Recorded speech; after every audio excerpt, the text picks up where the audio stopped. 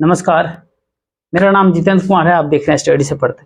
भारत प्रदेश की एक कैबिनेट मंत्री स्मृति जुबिन ईरानी जो ट्रोल होते हुए दिखाई देते हैं। जब स्मृति ईरानी पहली बार गुजरात प्रदेश से राज्यसभा की सांसद बनी, तब सभी बीजेपी नेताओं के अंदर, भाजपा के अंदर घोर तन गई कि पीएम मोदी, नरेंद्र मोदी जी एकाएक ऐसे किसको राज्यसभा लेकर के चले आए।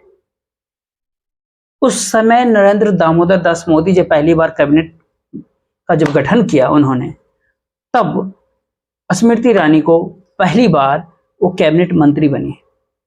इससे पहले वो कभी भी राज्य के राज्य मंत्री भी नहीं बने थे। उनके अंदर कई डिपार्टमेंट सौंपे गए। उनके हाथ के अंदर इंफॉर्मेशन ब्रॉडकास्टिंग बहुत बड़े बड़े डिपार्टमेंट्स हुआ करते थे। और फिर जाकर के स्मृति ईरानी जिस इंडस्ट्री से आते थे, जो ग्लैमरस है, जो टीवी फिल्म इंडस्ट्री से वो आते थे, वहां की जो एटीट्यूड होता है, जो आपके सक्सेस के साथ जुड़ जाता है, राजनीति के अंदर ठीक उसका उल्टा हो जाता है। जैसे जैसे आपको सक्सेस मिलती है, आपको वैसे वैसे एटीट्यूड आपको नीचे करना पड़ता है, आपको डाउन होना पड़ता है, नहीं तो एटीट्यूड के साथ आप समाप्त हो जाएंगे। स्मृति ईरानी उस इंडस्ट्री को कभी भी दिल से भूल ही नहीं पाई। उनका एटीट्यूड जो है, उनका जो एरोगेंस है, वो सब समझा गया। और पहले संघ से, फिर अमित शाह जी से उनकी तनातनी हो गई। और फिर उनको ये बात समझ में आ गई कि नरेंद्र दामोदर दास मोदी भले ही उन्हें प्रमोट करते हो, लेकिन जब पार्टी में आप एक पद पे हो तो आपको पार्टी के साथ चलना पड़ता है। स्मृति ईरानी को धीरे धीरे लोग जो है सुषमा स्वराज का रिप्लेसमेंट समझ रहे थे, क्योंकि वैसा ही पार्लियामेंट के अंदर बोलना, उन्हें बोलने के लिए जगह देना, और भी सुषमा स्वराज के मृत्यु के बाद, उनकी मौत के बाद, वही एक महिला नेत्री थी जो फायर ब्रांड जिसको कहा जाता था। लेकिन यहां पर सवाल आता है कि कुछ दिनों से लगातार उनका एटीट्यूड जो है, उनका जो बरबोलेपन होता है, कहीं ना कहीं सरकार का मजाक उड़ा रहा है, किरकिरी कर गया। जब उनके बेटे क्वार्टर को लेकर के बातचीत हुई, चर्चाएं हुई, तब जाकर के उन्होंने जो एफिडेविट दायर किया हाई कोर्ट के अंदर, वो कितना झूठ था, कितना गलत था। और बाद में जाकर के जो डॉक्यूमेंट्स सामने आए, उसमें स्मृति ईरानी के उस पॉलिटिकल कैरियर के ऊपर एक अड़चने लग गई। उसके बाद जाकर के स्मृति जुबिन ईरानी जी को सवाल पूछने पे एक पत्रकार को उन्होंने कह दिया कि नौकरी से निकाल देंगे। ये किसी नेता के मुंह से पत्रकार को अच्छा लगता नहीं। पूरे देश के पत्रकारिता में एक बहुत चिंता की रेखाएं बन गई। क्या स्मृति ईरानी जी अब नौकरियों पे रखने और निकालने में लग गए?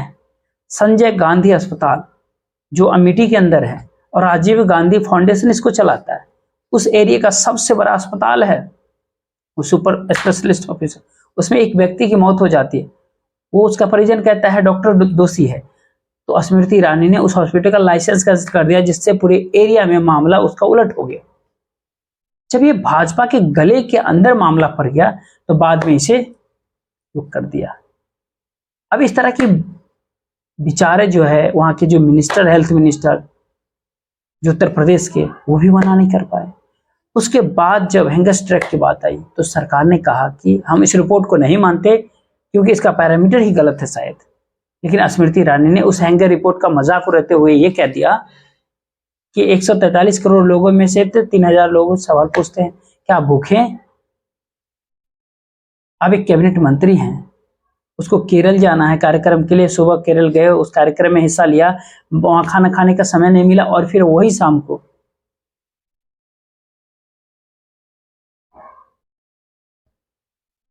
वापस आई। और मुझे एक दिन फोन आया उसी संस्था से प्रमोशन।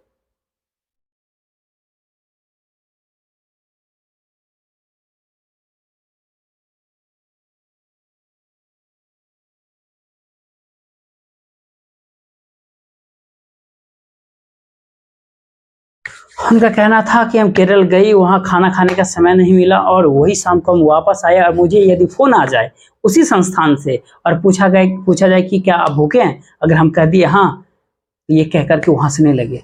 तो पूरे जो सोशल मीडिया प्लेटफॉर्म पे ये बातें फैल गई, अब पूरी तरह से स्मृति ईरानी ट्रोल हो रहे थे। ऐसी कई जगह है जहाँ पे स्मृति ईरानी की वजह से पार्टी की बहुत ज़्यादा मजाक हो रहा। यहाँ एक ऐसे में जो है एक नया जो है यहाँ पर फायर ब्रांड जिसको कह सकते हैं, कहते भी हैं, महिला जो उभरते हुए नजर आ रही है, वो है भी उसी दुनिया से, फिल्म इंडस्ट्री से, कंगना रनौत। कंगना का शिवसेना के साथ लोहा लेना, आपको याद होगा, भाजपा सरकार द्वारा उसको वाई कैटेगरी का सुरक्षा प्रदान करना, झांसी की रानी का फिल्म लाना और उस स्पोकन होना, इंदिरा गांधी की जिंदगी के ऊपर बन रही फिल्म के ऊपर उनका वो किरदार इंदिरा जी का, वो शायद कहीं ना कहीं इमरजेंसी और बाकी गलतियों की रेखांकित करता है कि 2024 तक अगर फिल्म रिलीज हुई तो इसे फायदा होगा। कंगना रनौत ने कहा था कि 2014 के बाद देश को आजादी मिली, सही माय तो कहीं ना कहीं कंगना रनौत जो है युवा नेत्री हैं, लोगों को अपील कर रहे हैं और बोलने में स्मृति ईरानी जी से कहीं कम नहीं है। और आज की जो है, जब नेता उनसे बात करते तो उनका एटीट्यूड भी नीचे रहता, वो एक कम्युनिकेशन गैप बनने नहीं देते। जब भी कंगना किसी से बात करती है तो एक रैपो बना देती है, और किसी पत्रकार से उसे झगड़ा भी हो जाए तो वहीं के वहीं वो जो उसके मन में बुरा लगा वो बोल करके निकल जाती है। हाल ही के अंदर कंगना रनौत ने हरिद्वार के अंदर गई थी, गंगा आरती करते हुए दिखी थी, अयोध्या के अंदर बड़ी बिंदी लगाकर भक्ति साड़ी पहन करके रामलला के दर्शन करने भी पहुंची। उसने ये कहा कि हमारी पीढ़ी का सौभाग्य है कि हम राम जी का मंदिर बनते हुए देख रहे हैं, और ये सब पीएम मोदी जी की वजह से मुमकिन हुआ है। जब उनसे पूछा गया कि आप राजनीति के अंदर आना चाहते हैं तो हिमाचल के चुनाव के समय उन्होंने कहा था कि अगर हिमाचल की जनता से अगर सेवा करने का मौका दिया तो हम बिल्कुल आऊंगे। जेपी नड्डा साहब ने कहा था कि कंगना रनौत जी का तो स्वागत है, लेकिन वो चुनाव लड़ेंगी नहीं लड़ेंगी ये उन्हें और हाईकमान को तय करना है। कुल मिलाकर के बात आता है, पूरा रास्ता कंगना रनौत के लिए बिल्कुल साफ किया जा रहा है। कंगना रनौत के जो एटीट्यूड है समीशन या एपिसोड के लिए, संघ भी उन्हें लगता है कि यह ज्यादा शुगर है, कम एटीट्यूड है उसकी। कंगना हिमाचल प्रदेश से आती है, मंडी से चुनाव लड़ना भी चाहती है। जिस हिसाब से कंगना रनौत लगातार भाजपा के कार्यक्रमों में प्रोजेक्ट की जा रही है, याद आप करके देखिए, जब अमृतकाल का सदन बुलाया गया था, सत्र बुलाया गया था लोकसभा के अंदर, और महिला शक्ति बंधन अधिनियम 2023 ये बिल जब आया, जिसे महिला हम रिजर्वेशन कहते हैं, महिला आरक्षण कहते हैं, तब गैलरी में जिन लोगों को बैठा करके रखा गया था उसमें कंगना रनौत भी थी।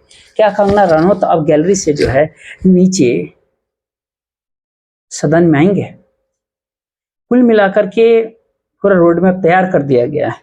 कंगना रनौत की भी इच्छा है आने वाले समय में लोकसभा में, जब लोकसभा का चुनाव लड़ सकती है मंडी से, अगर लोकसभा का चुनाव लड़ते हैं तो फिर क्या स्मृति ईरानी जी को रिप्लेस करेंगे। बीजेपी में अंदर एक बहुत बड़ा ग्रुप होता है जो कंगना रनौत को पसंद करते हैं, मात्र इसलिए कि उन्हें स्मृति ईरानी से निजात पाना है। स्मृति का या स्मृति जुवेर ईरानी जी का जो एटीट्यूड है, जो बदतमीजी वाला रवैया होता है, उससे पार्टी के कार्यकर्ता ही नहीं, बहुत सारे ब्यूरोक्रेट्स, बहुत सारे साथी, बहुत सारे नेता, पार्टी के कार्यकर्ता, कई ऐसे लोग आते हैं और वो रिकॉर्ड आफ्टर रिकॉर्ड कई लोग ये इस बात का जिक्र भी करते हैं। स्मृति जी पीएम मोदी जी को छोड़ करके बाकी किसी को भी तवज्जो देने के लिए वाकई में वो तैयार नहीं होते। और कंगना रनौत जो है पीएम मोदी को तो भगवान मानती ही है, लेकिन पार्टी के सभी कार्यकर्ताओं को भी उतने ही प्रेम, उतने ही स्नेह से बात करती है और उतना ही कम्युनिकेशन स्किल स्ट्रांग रखती है। तो बात यहाँ पे अब क्या समय ये आ गया है कि ये जो तुलसी, जो बहुत फेमस सीरियल हुआ करता था, सास बहू, उसमें तुलसी के कैरेक्टर करके पूरे देश भर में जहां जहां हिंदी पट्टी के लोग थे, पूरे विश्व के अंदर स्मृति ईरानी जी छा गए थे। लेकिन अक्सर जब बात बहुत ज्यादा ठंड पड़ती है जाड़े के अंदर, तो हम तुलसी के पौधों को घर के अंदर रखते हैं ताकि वो ठंड से खराब ना हो जाए। क्या अब जाड़े का पेड़ खत्म हो गया? क्या ये तुलसी जो अब ग्राउंड रूम के अंदर थी, क्या आंगन में चली जाएगी? क्या झांसी की रानी जो है फिर से सदन के भीतर पहुंचेंगे? आने वाला समय बताएगा। लेकिन वर्तमान समय में जिस हिसाब से स्मृति ईरानी को पार्टी प्रमोट कर रही है, प्रधानमंत्री मोदी प्रमोट कर रहे हैं, पार्टी के सारे अधिकारी पदाधिकारी उन्हें हताहत कर रहे हैं, इससे एक बात तय हो जाती है कि कल का जो सितारा है वो महिला नेत्रियों में के अंदर कंगना रनौत ही होंगे। ऐसे समय पे अब स्मृति जिनका रिटायरमेंट का समय आ गया है,